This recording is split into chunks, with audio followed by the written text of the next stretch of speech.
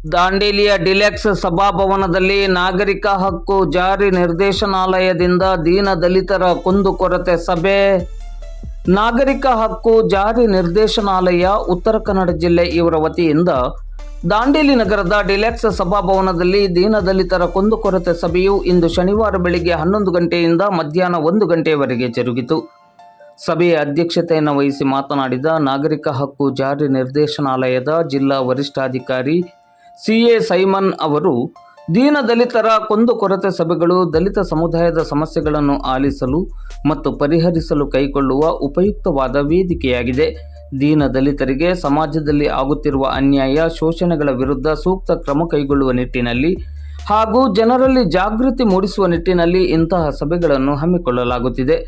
ಕರ್ನಾಟಕದಲ್ಲಿ ಪರಿಶಿಷ್ಟ ಜಾತಿ ಮತ್ತು ಪರಿಶಿಷ್ಟ ಪಂಗಡಗಳ ಮೇಲಿನ ದೌರ್ಜನ್ಯ ಪ್ರಕರಣಗಳನ್ನು ತನಿಖೆ ಮಾಡಲು ಮತ್ತು ನಾಗರಿಕ ಹಕ್ಕುಗಳನ್ನು ರಕ್ಷಿಸಲು ನಾಗರಿಕ ಹಕ್ಕು ಜಾರಿ ನಿರ್ದೇಶನಾಲಯ ಒಂದು ವಿಶೇಷವಾದ ಪೊಲೀಸ್ ಘಟಕವಾಗಿದೆ. ಪರಿಶಿಷ್ಟ ಜಾತಿ ಮತ್ತು ಪರಿಶಿಷ್ಟ ಪಂಗಡದ ಸಮುದಾಯದವರಿಗೆ ಅನ್ಯಾಯವಾದಂತಹ ಸಂದರ್ಭದಲ್ಲಿ ಕೂಡಲೇ ಸ್ಥಳೀಯ ಠಾಣೆಗೆ ಸಂಪರ್ಕಿಸಿ ಅಗತ್ಯ ಕ್ರಮವನ್ನು ಕೈಗೊಳ್ಳುವುದು. ಈ ದೇಶದಲ್ಲಿ ಪ್ರತಿಯೊಬ್ಬರೂ ಗೌರವಯುತವಾಗಿ ಜೀವನ ನಡೆಸಬೇಕೆಂಬ ಆಶಯದಲ್ಲಿ ನಾಗರಿಕ ಹಕ್ಕು ಜಾರಿ ನಿರ್ದೇಶನಾಲಯ ಕಾರ್ಯನಿರ್ವಹಿಸುತ್ತಿದೆ. ಪರಿಶಿಷ್ಟ ಜಾತಿ ಹಾಗೂ ಪರಿಶಿಷ್ಟ ಪಂಗಡದ ಜನರು ಶೋಷಣೆ ಹಾಗೂ ಅನ್ಯಾಯಕ್ಕೊಳಗಾದ ಸಂದರ್ಭದಲ್ಲಿ ಮತ್ತು ದೌರ್ಜನ್ಯಕ್ಕೊಳಗಾದ ಸಂದರ್ಭದಲ್ಲಿ ನಮ್ಮ ಇಲಾಖೆಯನ್ನು ಯಾವತ್ತೂ ಸಂಪರ್ಕಿಸಬಹುದು ಎಂದರು. ಈ ಸಭೆಯಲ್ಲಿ ವ್ಯಕ್ತವಾಗಿರುವ ಸಮಸ್ಯೆಗಳು ಹಾಗೂ ವಿವಿಧ ವಿಚಾರಗಳ ಬಗ್ಗೆ ಸಂಬಂಧಪಟ್ಟ ಇಲಾಖೆಗಳ ಜೊತೆ ಚರ್ಚಿಸಲಾಗುವುದು ಎಂದರು. ಪರಿಶಿಷ್ಟ ಜಾತಿ ಮತ್ತು ಪರಿಶಿಷ್ಟ ಪಂಗಡದ ಕಾಯ್ದೆಯ ಬಗ್ಗೆ ಸಂಪೂರ್ಣವಾದ ಅರಿವನ್ನು ಹೊಂದಿರಬೇಕೆಂದು, ಈ ನಿಟ್ಟಿನಲ್ಲಿ ಸಮಾಜದ ಸಂಘಟನೆಗಳು ಜಾಗೃತಿಯನ್ನು ಮೂಡಿಸಬೇಕೆಂದು ಕರೆ ನೀಡಿದರು. ಈ ಸಂದರ್ಭದಲ್ಲಿ ಸಭೆಯಲ್ಲಿ ಉಪಸ್ಥಿತರಿದ್ದ ವಿವಿಧ ದಲಿತ ಪರ ಸಂಘಟನೆಗಳ ಮುಖಂಡರು ತಮ್ಮ ತಮ್ಮ ಅಭಿಪ್ರಾಯಗಳ ಜೊತೆಗೆ ವಿವಿಧ ಪ್ರಶ್ನೆಗಳನ್ನು ಕೇಳಿ ಚರ್ಚೆ ನಡೆಸಿದರು. ಈ ಸಂದರ್ಭದಲ್ಲಿ ನಾಗರಿಕ ಹಕ್ಕು ಜಾರಿ ನಿರ್ದೇಶನಾಲಯದ ನಿರೀಕ್ಷಕರಾದ ಮಹಂತೇಶ್, PSIಗಳಾದ ಅಮೀನ್ ಅತ್ತರ್, ಕಿರಣ್ ಪಾಟೀಲ್, ಶಿವಾನಂದ ನಾವದಗಿ ಹಾಗೂ ಸಭೆಯಲ್ಲಿ ವಿವಿಧ ದಲಿತ ಪರ ಸಂಘಟನೆಗಳ ಮುಖಂಡರು ಮತ್ತು ಕಾರ್ಯಕರ್ತರು ಹಾಗೂ ಸಮಾಜ ಬಾಂಧವರು ಉಪಸ್ಥಿತರಿದ್ದರು. ಅದೊಂದು ನಾಯಿ ಕಸ್ತಿದ್ದ ನಾವು ಕಚ್ಚಕ್ಕೆ ಹೋಗ್ಬಾರ್ದು, ಅದಕ್ಕೆ ತೊಂದಾಗಿ ಸುಮ್ಮ ಹೋಗ್ಬಿಡಂತ ಬಿಟ್ಟು ನಾವು ಮಾಡ್ಬೋದಿತ್ತು. ನಾವು ಮಾಡಿಲ್ಲ. 3-4 ಆಗಿದ್ದಾವೆ ನನ್ನ ಮೇಲೆ, ದಾಡಿಯಲ್ಲಿ ಆಗಿದ್ದಾವೆ. ಯಾರಿಗೂ ಪಬ್ಲಿಕ್ ಮಾಡಲಿಲ್ಲ ನಾನು. ಅದು ಜಾತಿನಿಂದ ಭಾಳ ಅದ ಸರ್. ದಾಡಿಯಲ್ಲಿ ಅದು ಮುಚ್ಕೊಂಡು ಹೊಂಟೇವಿ ನಾವು ತಿಳುವಳಿಕಿದ್ದಾಗ ಅತಿ ಹೋಗಿ ಭಾಳ ಆಗಿದೆ ಸರ್. ನಾವು ಈಗೀಗ ನಾನು ಯಾಕೆ ಹೇಳಿ ನನಗೆ ಹೇಳಿದ ಅಂಶ ಅದಲ್ಲ. ಯಾರು ನಿಮಗೆ ಅನ್ಯಾಯ ಆದಾಗ ಮುಚ್ಚುವಳಿ ಇರುತ್ತಲ್ಲ, ಅನ್ಯಾಯ ಆದಾಗ ದೂರು ಕೊಡಲೇಬೇಕು, ಮಾಡಲೇಬೇಕು. ವೈಯಕ್ತಿಕ ಇದಾಗಿದೆ ಸರ್. ಅಲ್ಲಲ್ಲ, ನಿಮ್ದು ದೊಡ್ಡ ಮನಸ್ಸಿದೆ, ನೀವು ದೂರ ಕೊಡೋದಲ್ಲ. ವ್ಯಕ್ತಿಯಿಂದ ವ್ಯಕ್ತಿಗೆ ಬೇರೆ ಬೇರೆ ಆಗಿರ್ತದೆ. ನಾನು ಸಂಭಾಷಣೆ ಮಾಡಿ ಸರ್ 2 ಕೇಸಿಂಗ್ ಆಗಿದೆ ಸರ್ ನನ್ನ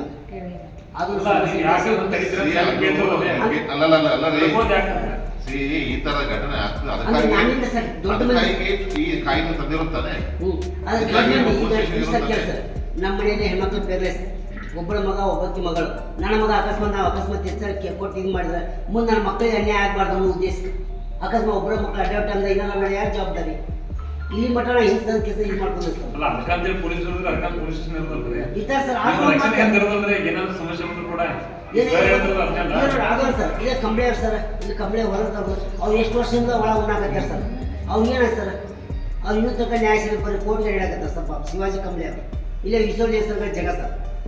ಅವ್ರು 6 ಎಕರೆ ಹೊಲ ಉಣ್ಣಾಕತ್ತದ್ದು, ಅವ್ರು ಹೊಲ ಕಸ್ಕೊಂಡ್ರಲ್ಲ ಸರ್. ಏನು ಮತ್ ಸರ್ ಜನರಿಗೆ ಗೊತ್ತಿರಲ್ಲ. ಆದಷ್ಟು ನೀವು ಲೀಡರ್ಗಳು ಆದಷ್ಟು ಅಂಥ ಸವಲತ್ತುಗಳು ಮತ್ತು ಇದನ್ನು ತಲುಪಿಸಲಿಕ್ಕೆ ಪ್ರಯತ್ನ ಪಡಿ.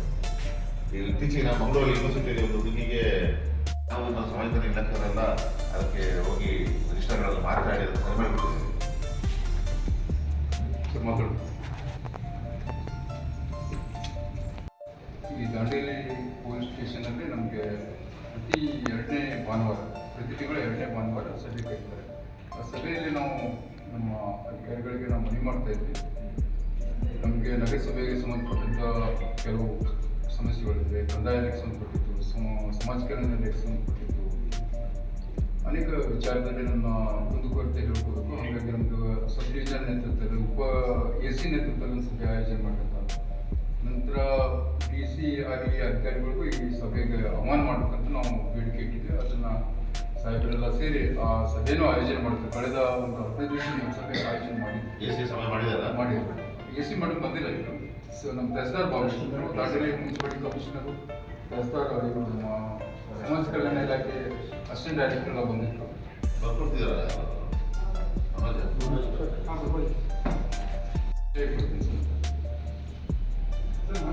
ಉತ್ತರ ಕನ್ನಡ ಜಿಲ್ಲೆಯಲ್ಲಿ ಬಹಳ ಒಂದು ದೊಡ್ಡ ಸಾಮಾಜಿಕ ಪಿಡುಗಾಗಿ ಕಾಡ್ತಾ ಇರೋದಂದ್ರೆ ಸುಳ್ಳು ಜಾತಿ ಪ್ರಮಾಣ. ವಿಶೇಷವಾಗಿ ಕರಾವಳಿ ಭಾಗದ ಮೀನುಗಾರ ಮೊಗೇರ್ ಸಮುದಾಯದವರು ಅವರು ಪರಿಶಿಷ್ಟರಲ್ಲ ಅನ್ನೋದು ಸುಪ್ರೀಂ ಕೋರ್ಟು ಹಾಗೂ ಹೈಕೋರ್ಟ್ ತೀರ್ಪು ಕೊಟ್ಟಿದ್ದಾರೆ. ಹೀಗಿರುವಾಗ ಹೊನ್ನಾವರದಲ್ಲಿ ಮಗ್ಗಿ ಪಂಚಾಯತಿಯಿಂದ ಈಗ ಪಟ್ಟಣ ಪಂಚಾಯತಿಗೆ ಚುನಾವಣೆ ನಡೀತಾ ಇದೆ, ಪ್ರಕ್ರಿಯೆ ನಡೀತಾ ಇದೆ.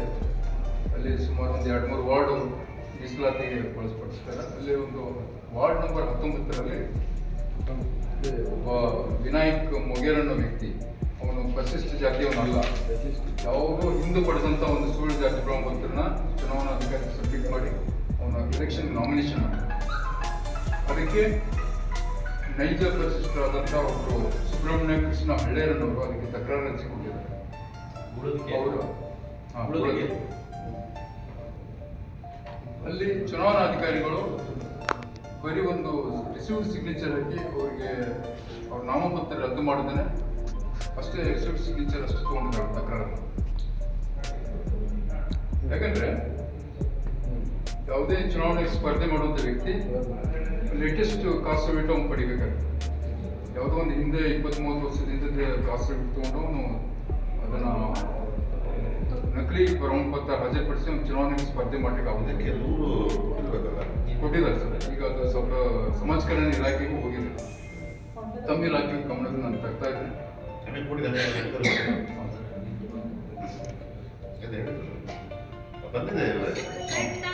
ಬಂದಿದೆ ನಮ್ಮ ಹತ್ರ. ನಿಮ್ಮ ಹತ್ರ ಬಂದಿದೆ? ಇಶ್ಯೂಡ್ ಆಗಿದೆ. ಹಾಂ, 3 ಜನ ಮುಗೇರ್ ಕಮ್ಯುನಿಟಿ ಅಂತೇಳಿ ಸುಳ್ಳು ಜಾತಿ ಪ್ರಮಾಣ ಪತ್ರ ತಗೊಂಡು ಚುನಾವಣೆಗೆ ಸ್ಪರ್ಧೆ ಮಾಡಿದ್ದಾರೆ ಅಂತ ಇದೆ. ದಯಮಾಡಿ ನಾನು ಅದು ಚುನಾವಣಾಧಿಕಾರಿ ಮೇಲೆ ಸೆಕ್ಷನ್ 4 ಅಡಿಯಲ್ಲಿ ಒಂದು ಪ್ರಕರಣ ದಾಖಲಾಗಬೇಕು. ಆಮೇಲೆ ಈ 3 ಜನರ ಮೇಲೆ ಸೆಕ್ಷನ್ 3 ಚುನಾವಣೆ ನಿಂತು ಸ್ಪರ್ಧೆ ಮಾಡಿ ಅವ್ರದ್ದು ಎನ್ಕ್ವೈರಿ ಆಗಿ ಅದು ಬರೋವರೆಗೆ 5 ವರ್ಷದ ತನ್ನ ಅಧಿಕಾರಿ ಅವಧಿ ಮುಗಿಸ್ಬಿಟ್ಟಿರ್ತಾನೆ. ನಮಗೆ ನಮಗೆ ಇರೋದು ಯಾವುದು? ಈಗ ಚುನಾವಣಾಧಿಕಾರಿ ಚುನಾವಣಾಧಿಕಾರಿ ಏನು ಮಾಡಿದ್ರಿ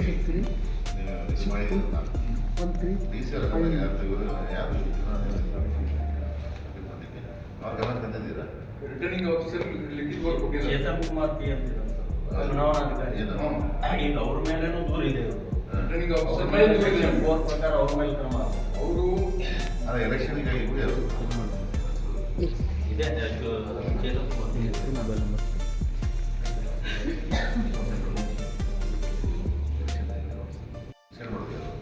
ಜಿಲ್ಲಾ ಜಾತಿ ಪರಿಶೀಲನಾ ಸಮಿತಿ ಅವ್ರು ಮಾಡ್ತಾರೆ. ಅವ್ರಿಗೆ ನೀವು ದೂರು ಕೊಟ್ಟ ಮೇಲೆ ಸರಿ ನಾನು ನೀವು ಹೇಳ್ತೇನೆ ಸರ್. enquiry ಮಾಡಿ ಪ್ರೊಸೀಜರ್ ನಾನು ಹೇಳಿದೆ.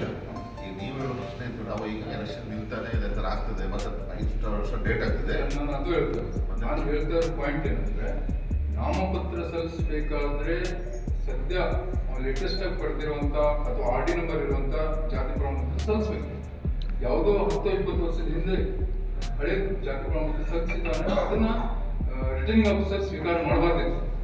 ಅದಕ್ಕೆ ಹೇಳ್ತಿದ್ದೇನೆ, ಅದಕ್ಕೆ ನೀವು ಈ ಥರ ಆಗಿದೆ ಅಂತೇಳಿ ರೆಪ್ರೆಸೆಂಟೇಷನ್ ಅವರ ವಿರುದ್ಧ ಈ ಯಾರು ಅಭ್ಯರ್ಥಿ ರಿಟರ್ನಿಂಗ್ ಆಫೀಸರ್ ವಿರುದ್ಧ ಕಾರ್ಮಿಕ ಡಿಪಾರ್ಟ್ಮೆಂಟ್ ರೆಪ್ರೆಸೆಂಟೇಟಿವ್ ಬರೀರಿ ಫಸ್ಟಿಗೆ. ಮೆರಿಟ್ ಆಗಿ ಹೋಗಿ ನೀವು ಸೆಕೆಂಡ್ ಲೆವೆಲಲ್ಲಿ ಮಾಡೋದು ಚುನಾವಣಾ ಆಯೋಗಗಳು ಅವರಿಗೆ ಮಾಹಿತಿಯನ್ನು ಸಲ್ಲಿಸಿ ಅವರು ಅದಕ್ಕೆ ಕ್ರಮ ತೆಗೆದುಕೊಳ್ಬೇಕು. ಆ ಅಧಿಕಾರಿ ಆ ಸರ್ಟಿಫಿಕೇಟ್ ತೆಗೆದುಕೊಂಡ್ರೆ ಬಂತು ಯೋಚನೆ ಮಾಡಿದಬೇಕು. ಈಗ 2001-2006 ಅವಾಗ 18% ಅಂತ ಅನುದಾನ SST ಖರ್ಚು ಮಾಡ್ತೀವಿ. ಅವಾಗ 18%, ಈಗ 24.10 ಆಗಿದೆ. ಫಸ್ಟು 6 ಲಕ್ಷ ಇದ್ದಿದ್ದು ನಾನು ಅಧಿಕಾರ ಮುಗಿಯೋವರೆಗೆ 10 ಲಕ್ಷಕ್ಕೆ ಆಗಿತ್ತು.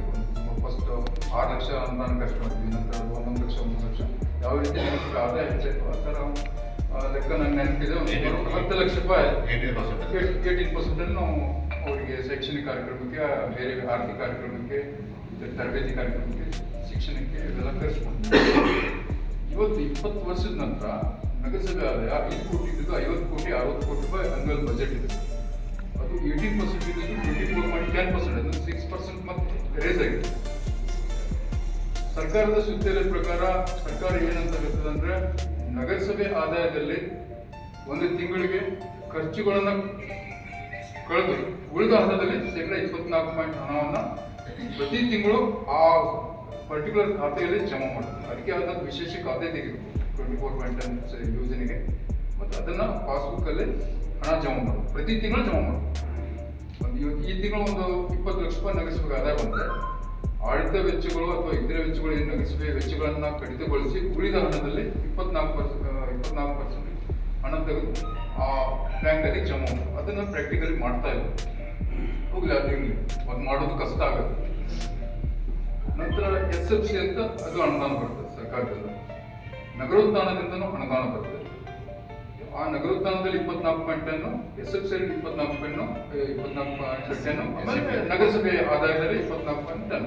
ಈ ಟೋಟಲ್ ಅಮೌಂಟ್ ಎಷ್ಟಾಗುತ್ತೆ ಅಂತ ಕ್ರೋಢೀಕರಿಸಿ ಅದು ಒಂದು ವರ್ಷಕ್ಕೆ ಒಂದು ಕ್ರಿಯಾ ಯೋಜನೆ ಮಾಡಿ ಆ SC ಸಮುದಾಯದ ಕಲ್ಯಾಣಕ್ಕೋಸ್ಕರ ಕಾರ್ಯಕ್ರಮ ಹಾಕ್ಬೋದು. ಇವಾಗ ನೋಡಿದ್ರೆ 20 ವರ್ಷದ ನಂತರ ನಾವು ಮೊನ್ನೆ ಹೋಗಿ ಚೆಕ್ ಮಾಡ್ತೀವಿ, ಇನ್ನೂ 10 ಲಕ್ಷ ರೂಪಾಯಿ ಖರ್ಚು ಮಾಡ್ತಾ ಇದ್ದೀವಿ.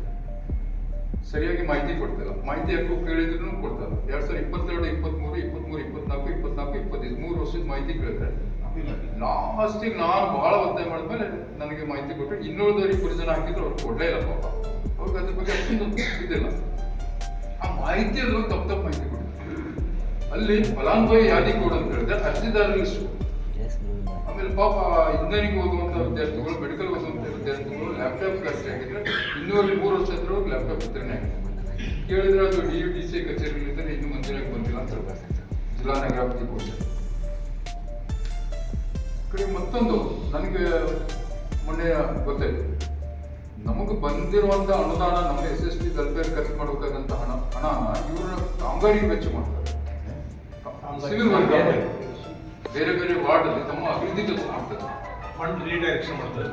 ಹೆಂಗಿದೆ, ಒಂದು 100 ರೂಪಾಯಲ್ಲಿ 4% ಶಿಕ್ಷಣಕ್ಕಾಗಿ ಖರ್ಚು ಮಾಡಬೇಕು, 4% ಆರ್ಥಿಕ ಅಭಿವೃದ್ಧಿಗೆ ಖರ್ಚು ಮಾಡಬೇಕು, 20 ರೂಪಾಯಿ ಇತರೆ ಕಾರ್ಯಕ್ರಮ ಖರ್ಚು ಮಾಡಬೇಕು. ಆ ಇತರೆ ಕಾರ್ಯಕ್ರಮ ಎದಕ್ಕೆ ಖರ್ಚು ಮಾಡಬೇಕು? ಕ್ರೀಡೆಗೆ ಪ್ರೋತ್ಸಾಹ ಕೊಡಬೇಕು, 1 ನಿಮಿಷ 2 ವೀಲರು 4 ಲೈಟ್ ವೆಹಿಕಲ್ ಟ್ರೈನಿಂಗ್ ಕೊಡ್ಬೋದು. ಅಥವಾ ವಿದ್ಯಾರ್ಥಿಗಳು, ಪ್ರತಿಭಾನ್ವಿತ ವಿದ್ಯಾರ್ಥಿಗಳು PUC ಡಿಗ್ರಿ ಉನ್ನತ ಶಿಕ್ಷಣ ಪಡೆಯೋರಿಗೆ ಅದು ಆಲ್ರೆಡಿ ಗೌರ್ಮೆಂಟ್ ಇದು ಕೊಡ್ತಾ ಇದ್ದಾರೆ. ಆದರೆ ಅದಕ್ಕೆ ಹಣ ಕಡಿಮೆ ಇರ್ತದೆ. ಶಿಕ್ಷಣಕ್ಕೆ ಯಾವುದಕ್ಕೆ ಹೆಚ್ಚು ಒತ್ತು ಕೊಡಬೇಕು ಅದನ್ನು ಕಡಿಮೆ ಮಾಡ್ತಾರೆ. ಉಳಿದ ಹಣ ಎಲ್ಲ ಕಂಪೇರ್ ಮಾಡ್ತಾರೆ ವಾರ್ಡಲ್ಲಿ. ಅದು ರೂಲ್ಸ್ ಏನಿದೆ, ಅದು ಕನಿಷ್ಠ ಒಂದು 25% SST ವಾಸ ಮಾಡಬೇಕು ಆ ಕಾಲೇಜಲ್ಲಿ. ಅಂತಲ್ಲಿ ಕಾಮಗಾರಿ ಮಾಡಬೇಕು, ರಸ್ತೆ ಮಾಡಬೇಕು, ಚರಂಡಿ ಮಾಡಬೇಕು. ರಸ್ತೆ ಚರಂಡಿ ಮಾಡೋದಿರಲ್ಲ, ಅಲ್ಲಿ ಗ್ರಂಥಾಲಯ ತೆಗಿಬೇಕು, ಅಥವಾ ಅಲ್ಲಿ ಯಾರು SST ಕ್ರೀಡೆಯಲ್ಲಿ ಹುಡುಗ ಸ್ಪೋರ್ಟಲ್ಲಿ ಇದ್ದರೆ ಅವನಿಗೆ ಕ್ರೀಡೆಗೆ ಪ್ರೋತ್ಸಾಹ ಕೊಡಬೇಕಂತೆ. ಭಾಳಷ್ಟು ಇದೆ. ಅದನ್ನ ಯಾವುದೇ ಕಾರ್ಯಕ್ರಮ ಆಗುತ್ತಲ್ಲ, ಬರೀ ಎಲ್ಲ ಕಾಮಗಾರಿ, ನಮ್ಮ ವಾರ್ಡಲ್ಲಿ ಕಾಮಗಾರಿ ಡೆವಲಪ್ಮೆಂಟ್ ಅದು ಮಾಡ್ಲಿಕ್ಕೆ ಬರೋದಿಲ್ಲ ಆ ಥರ. ಅದಕ್ಕೆ ತಾವು ದಯಮಾಡಿ ಗಾರ್ಡನ್ ನಗರಸಭೆಗೆ ತಾವು ವಿಸಿಟ್ ಕೊಟ್ಟು ಸ್ವಲ್ಪ ದಯಮಾಡಿ ತಾವು ಪರಿಶೀಲನೆ ಮಾಡೋದಂತ ನಾನು ನಮಗೆ ಯಾರಾದರೂ ಗೊತ್ತಿಲ್ಲ ಸರ್. ನಾನು ಅದಕ್ಕಿಂತ ಮೊದಲು ಕೆಲಸ ಮಾಡಿ ಈ ವಿಚಾರವನ್ನು ನೀವು ಯಾರಿಗೆ ಗೊತ್ತಿರೋದು ಜಿಲ್ಲಾ ನಗರಾಭಿವೃದ್ಧಿ ಕೋಶಗಳು ಅಡಿಕೆರಲ್ಲ ಪಂಚಾಯತ್ ನಗರಾಭಿವೃದ್ಧಿ ಹೋರಾಟ ಅಲ್ಲಿಗೆ ಒಂದು ಫಸ್ಟಿಗೆ ಹೇಳ್ಕೊಡಿ, ವಾಪಸ್ DC ಕೂಡ ಹಾಕಿ ಆನಂತರ ಹಾಕಿ. ಯಾಕೆಂದ್ರೆ ಆಗ ನೀವು ಒಂದು 10% ಕೊಟ್ಟಾಗ ಆಗ್ತದೆ. ರಾಜಕೀಯಕ್ಕೆ ಕೊಡಿ ಸರ್ ಆಗ್ತದೆ ಮಾಹಿತಿಯನ್ನು ಪಡೆದುಕೊಂಡು ಅದಕ್ಕೆ ಫಸ್ಟಿಗೆ ಹಾಕಿ. ಅವರ ಡಿಪಾರ್ಟ್ಮೆಂಟಿಗೆ ಅವರು ಸರ್ಟಿಫಿಕೇಟ್ ಕಟ್ಸ್ಕೊಳ್ಬೇಕಲ್ಲ, ನಾವು ತರಬೇಕು. ಆ ನಂತರ ನಮ್ಮ ಸರಿ